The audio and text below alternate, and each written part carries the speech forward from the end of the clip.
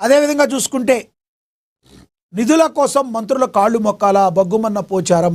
మరి నిజామాబాద్ జిల్లా వర్ణి మండలం సిద్ధాపూర్ రిజర్వాయర్ వద్ద ప్రభుత్వ సలహాదారుడు ఎమ్మెల్యే పోచారం శ్రీనివాసరెడ్డి బైఠాయించారు. ఈ సందర్భంగా ఆయన సీఎంతో పాటు మంత్రుల మీద ఘాటు వ్యాఖ్యలు చేశారు. బిల్లుల కోసం మంత్రులకు ఫోన్ చేసిన స్పందన లేదని, సీఎంకు సైతం 20 సార్లు ఫోన్ చేశామని మండిపడ్డారు. బిల్లులు రాక అభివృద్ధి పనులు ఆగిపోతున్నాయని ఆరోపిస్తూ సీనియర్ ఎమ్మెల్యే ఫోన్ కూడా లిఫ్ట్ చేయడం లేదని ఆవేదన వ్యక్తం చేశారు. నిధుల కోసం మంత్రుల కాళ్ళు మొక్కాలంటూ వ్యాఖ్యానించారు. తన రాజకీయ జీవితంలో ఇలాంటి పరిస్థితులు చూడలేదని పోచారం శ్రీనివాసరెడ్డి ఆవేదన చెందారు. బిల్లులు రాక కాంట్రాక్టర్లు పారిపోతున్నారు అని చెప్పి ఆయన చెప్పడం అయితే జరిగింది. తీవ్ర ఆందోళన వ్యక్తం చేయడం అయితే జరిగింది. దీని గురించి కూడా చూద్దాం ఇంకొంచెం కూలంకుషంగా.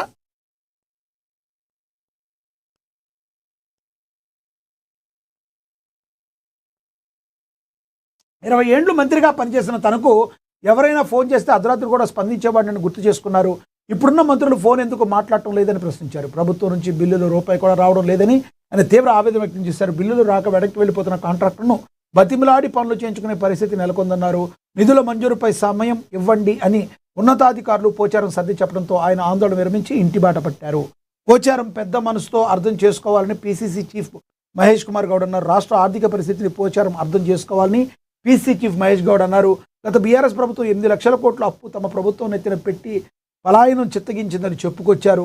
ప్రతి నెల 7,000 కోట్ల వాయిదాలు చెల్లిస్తామని, నిధుల విడుదల ఆలస్యం అవుతుందని తెలిపారు. పోచారం శ్రీనివాసరెడ్డి పెద్ద మనసుతో రాష్ట్ర ప్రభుత్వాన్ని అర్థం చేసుకోవాల్సిందిగా వినవించారు. పోచారం శ్రీనివాసరెడ్డి సీనియర్ నాయకులని, ఆయన ప్రభుత్వ సలహాదారుగా కూడా ఉన్నారని చెప్పారు. రాష్ట్ర ప్రభుత్వానికి నిధుల కొరత ఉన్నదన్న విషయం ఆయనకు తెలియంది కాదని అన్నారు. అభివృద్ధిని ఆకాంక్షించే నాయకుడు పోచారం శ్రీనివాసరెడ్డి అని, ఈ ఇబ్బందులు ఆయన అర్థం చేసుకుంటారని ఆశిస్తున్నాను అన్నట్టుగా మరి టీపీసీ చీఫ్ మహేష్ కుమార్ గౌడ్ అయితే తెలియచేయడం జరిగింది అని ప్రచురించడం అయితే జరిగింది. ఇక తదుపరి మనందరికీ తెలుసు, మరి చర్లపల్లి ఆత్మహత్యల మిస్టరీలో బిగ్ ట్విస్ట్ అయితే ఏర్పడింది. అత్తింటిపై భర్త Surender Reddy reverse attack start చేశారు. మరి ఎవరైతే నా పెళ్ళం నా పిల్లలు పిరికివాళ్ళు కాదు, వాళ్లే బలి తీసుకున్నారు, పోలీసులను ఆశ్రయించిన భర్త నేను చనిపోయినా నా ఆస్తి వారికి దక్కొద్దు. 3 నెలల క్రితం చర్లపల్లిలో రైలు కింద 2 చిన్నారులతో సహా సాఫ్ట్వేర్ ఉద్యోగిని విజయారెడ్డి ఆత్మహత్య చేసుకున్న ఘటన రాష్ట్ర వ్యాప్తంగా పెను సంచలనం సృష్టించింది. ఇప్పటి వరకు ఆ మరణాలను ఒంటరితనం, మానసిక ఒత్తిడి ఖాతాలో వేసి మమ అనిపించిన పోలీసులకు విజయారెడ్డి భర్త సురేందర్ రెడ్డి ఇచ్చిన ఫిర్యాదు ఇప్పుడు మైండ్ బ్లాక్ చేస్తుంది. దుబాయ్ నుంచి వచ్చిన తర్వాత అన్యోన్యంగా ఉన్నామని చెప్పిన సురేందర్ రెడ్డి ఇప్పుడు ఒక్కసారిగా తన అత్తింటిపైన యుద్ధం ప్రకటించడం ఈ కేసును మలుపు తిప్పింది. తన భార్య పిల్లలు ఆత్మహత్య చేసుకున్నంత పిరికివాళ్లు కాదని, తన అత్త పుష్పలత బామ్మరిది చిరంజీవి చేసిన వేధింపులే వారి మరణానికి కారణమని ఆయన చేసిన ఆరోపణలు ఇప్పుడు పోలీసు వర్గాల్లో చర్చనీయాంశంగా మారాయి. ఆస్తి కాంక్షే ఆహుతి తీసుకుందా అన్న మరి ప్రశ్న కూడా తలెత్తుతుంది. సురేందర్ రెడ్డి ఫిర్యాదు ప్రకారం విజయారెడ్డి మరణం వెనుక అసలు కారణం ఆస్తి గొడవలేనని,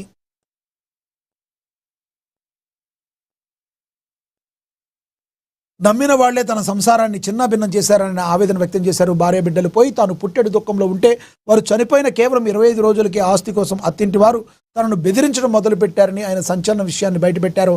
తన భార్యను మానసికంగా వేధించి ప్రాణాలు తీసుకునే స్థితికి దిగజార్చింది తన అత్త బావుమరుదులేనని ఆయన కుండ బద్దలు కొట్టారు. ఆస్తి కోసం కన్న కూతురుని మనవలను కూడా చూడకుండా ఇంతటి దారుణానికి ఒడిగట్టారన్న వాదన ఇప్పుడు పెనుదుమారాన్ని రేపుతుంది.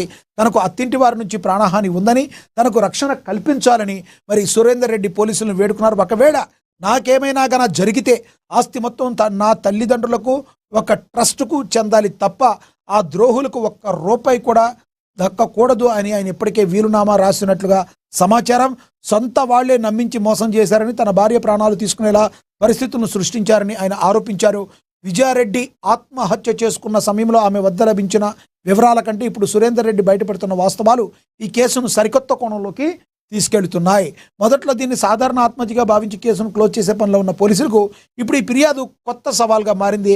సాఫ్ట్వేర్ ఉద్యోగిని విజయారెడ్డి నిజంగా మానసిక ఒత్తిడితో చనిపోయిందా, లేక భర్త ఆరోపిస్తున్నట్లుగా అత్తింటి వారి వేధింపులే ఆమెను బలి తీసుకున్నాయన్నది ఇప్పుడు తేలాల్సి ఉంది. ఒక సాఫ్ట్వేర్ ఇంజనీర్ తన 2 బిడ్డలను చంపి తాను చనిపోవడం వెనక అసలు మిస్టరీ ఇప్పుడు అత్త బావమరిది చుట్టూ తిరుగుతుంది. ఏదైనా సురేందర్ రెడ్డి అయితే పెద్ద జలక్కైతే ఇచ్చారు. నా కోసం 25 రోజుల తర్వాత వచ్చిన ఆస్తి కోసం నన్ను మరి అత్యంత దారుణంగా నన్ను బెదిరిస్తున్నారు, ఒత్తిడికి లోన్ చేస్తున్నారు. నా తల్లిదండ్రులకి ఏదైనా ట్రస్ట్కి చెందాలి తప్ప నా ఆస్తి ఇంకెవ్వరికీ చెందకూడదని ఇప్పటికే వీలునామా రాసినట్టుగా కూడా ఆయన బహిరంగంగా చెప్పడం అయితే జరిగింది. పోలీసులకైతే ఈ యొక్క కేసు పెను సవాల్గా మారిపోతుందన్నమాట వాస్తవం. ఏం జరగబోతుంది ఏంటి అనేది దానికి ఒక క్లారిటీ వచ్చే అవకాశం మరికొంతకాలం ఉంటుంది. సురేందర్ రెడ్డి మాత్రం 100% ఇది మా అత్తింటి వారి వేధింపుల వల్లే ఈ రకంగా వాళ్ళు బలి తీసుకున్నారని ఆరోపణలు అయితే గుప్పించడం అయితే మనం గమనించవచ్చు. ఇక అదేవిధంగా రాజ్యాంగంపై కుట్ర దాడి, మహిళా రిజర్వేషన్లు కేవలం నెపం, దక్షిణాది అస్తిత్వాన్ని తుడిచిపెట్టే ప్లాన్, కేంద్రంపై సోనియా గాంధీ సంచలనమైన వ్యాఖ్యలు చేశారు.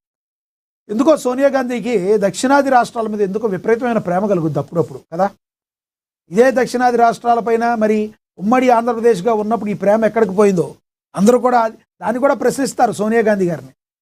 మరి దాని గురించి కూడా మనం మాట్లాడుకోవాలి.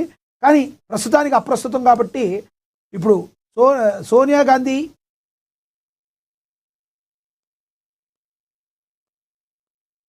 రాజ్యాంగంపై కుట్రకు దాడి. దేశ రాజకీయాల్లో నియోజకవర్గాల పునర్విభజన అంశం ఒక మహాసంగ్రామానికి దారితీస్తుంది. ఇప్పటికే ముఖ్యమంత్రి రేవంత్ రెడ్డి దక్షిణాది గొంతుగా నిలవగా ఇప్పుడు కాంగ్రెస్ శాఖ నాయకురాలు సోనియా గాంధీ నేరుగా రంగంలోకి దిగి మోడీ సర్కార్పై అస్త్రశస్త్రాలను రెడీ చేస్తున్నారట. ఇక కేంద్రం తలపెట్టిన సీమాంకన ప్రక్రియ కేవలం జనాభా లెక్కల సర్దుబాటు కాదని ఇది సాక్షాత్తు రాజ్యాంగంపై జరుగుతున్న దాడి అని ఆమె సంచలన వ్యాఖ్యలు చేశారు.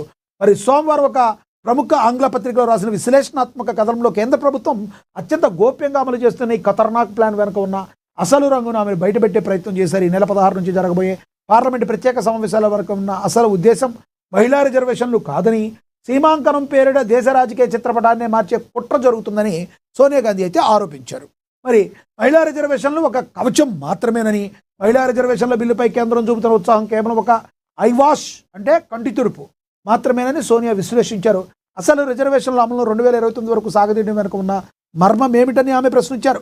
కేవలం 3 రోజుల ప్రత్యేక సమావేశాలు మహిళా బిల్లును అడ్డం పెట్టుకుని సీమాంకన ప్రక్రియ రాజ్యాంగ హోదా కల్పించేందుకు కేంద్రం బుల్డోజర్ తరహాలో ముందుకు వెళుతుందని మండిపడ్డారు. ఇది ప్రజాస్వామ్య విలువలకే గొడ్డలి పెట్టు అని, అప్రజాస్వామిక పద్ధతిలో దేశ భవిష్యత్తును తాకట్టు పెడుతున్నారని ధ్వజమెత్తారు. కులగణన అంశాన్ని పక్కదారి పట్టించేందుకే బీజేపీ ఈ కొత్త నాటకానికి తెరతీసిందని సోనియా గాంధీ తెలపడం అయితే జరిగింది. సోనియా గాంధీ మాట్లాడే మాటల్లో వాస్తవం ఉందంటారా? మీరేమంటారో కింద కమెంట్ బాక్స్ రూపంలో కమెంట్ చేయండి. ఇక దక్షిణాదిలకు జరిగే అన్యాయంపై ఆందోళన, ఇది చాలా ఇంపార్టెంట్. ఎందుకో దక్షిణాది రాష్ట్రాలంటే సోనియా గాంధీ గారికి ఈ మధ్య విపరీతమైన ప్రేమ ఎక్కువైపోయింది. సీమాంకనం జరిగితే దక్షిణాది రాష్ట్రాల ప్రాతినిధ్యం ఘోరంగా పడిపోతున్న ఆందోళన సోనియా గాంధీ గట్టిగా వినిపించారు. కుటుంబ నియంత్రణను విజయవంతంగా అమలు చేసి అక్షరాస్యతతో ముందున్న దక్షిణాది రాష్ట్రాలకు ఇది శిక్షగా మారబోతుందని ఆమె హెచ్చరించారు. కేవలం అంకెలను మాత్రమే ప్రాతిపదికగా తీసుకోకూడదని, రాజకీయ సమానత్వం దెబ్బతినకుండా చూడాలని డిమాండ్ చేశారు. జనాభాను నియంత్రించని రాష్ట్రాలకు ఎక్కువ సీట్లు కట్టబెట్టి ప్రగతి పదంలో ఉన్న రాష్ట్రాలను రాజకీయంగా అప్రస్తుతం చేయడం రాజ్యాంగ స్ఫూర్తికే విరుద్ధమని సోనియా గాంధీ స్పష్టమైతే చేశారు. ఎన్నికల కోసమే నరేటివ్ మేనేజ్మెంట్ అని త్వరలోనే జరగనున్న పశ్చిమ బెంగాల్, తమిళనాడు వంటి రాష్ట్రాల ఎన్నికల దృష్టిలో ఉంచుకుని ప్రధాని మోడీ విన్యాసాలు చేస్తున్నారని సోనియా ఆరోపించారు. దేశంలో నెలకొన్న అసలైన ఆర్థిక సమస్యలు, నిరుద్యోగం నుంచి ప్రజల దృష్టిని మళ్లించేందుకు ఈ నరేటివ్ మేనేజ్మెంట్ వార్తా విన్యాసం చేస్తున్నారని మండిపడ్డారు. విపక్షాలను రక్షణ స్థితిలోకి నెట్టేందుకు రాజ్యాంగంతోనే చెలగాటమాడుతున్నారని, దీన్ని దేశం హర్షించకదని సోనియా గాంధీ అయితే తేల్చి చెప్పడం అయితే జరిగింది. ఇక తదుపరి త్రిష ఇంటికి బాంబు బెదిరింపు, చెన్నైలో హై అలర్ట్. ప్రముఖ నటి త్రిష నివాసానికి మరోసారి బాంబు బెదిరింపు రావడం చెన్నైలో కలకలం రేపింది. గుర్తు తెలియని వ్యక్తుల నుంచి వచ్చిన ఈ బెదిరింపులతో పోలీసులు ఒక్కసారిగా అప్రమత్తమయ్యారు. వివరాల్లోకి వెళితే చెన్నైలో త్రిష నివాసంలో బాంబు అమర్చినట్లు director general of police control రూమ్కు ఉదయం 9:30 సమయంలో ఒక ఈమెయిల్ వచ్చింది. దీంతో వెంటనే అప్రమత్తమైన పోలీసులు త్రిష ఉంటున్న తేనాంపేటలోని ఆమె ఇంటికి చేరుకున్నారు. బాంబ్ స్క్వాడ్, డాగ్ స్క్వాడ్ సాయంతో పోలీసులు త్రిష ఇంటి పరిసర ప్రాంతాల్లో గంటల తరబడి సోదాలు నిర్వహించారు. ఇంట్లోని ప్రతి మూలను క్షుణ్ణంగా తనిఖీలు చేశారు. సుదీర్ఘ తనిఖీల అనంతరం అక్కడ ఎలాంటి పేలుడు పదార్థాలు లభించకపోవడంతో పోలీసులు ఊపిరి పీల్చుకున్నారు. ఆ బెదిరింపు కేవలం ఒక ఫేక్ కాల్ అని అధికారులు తెలియజేయడం అయితే జరిగింది.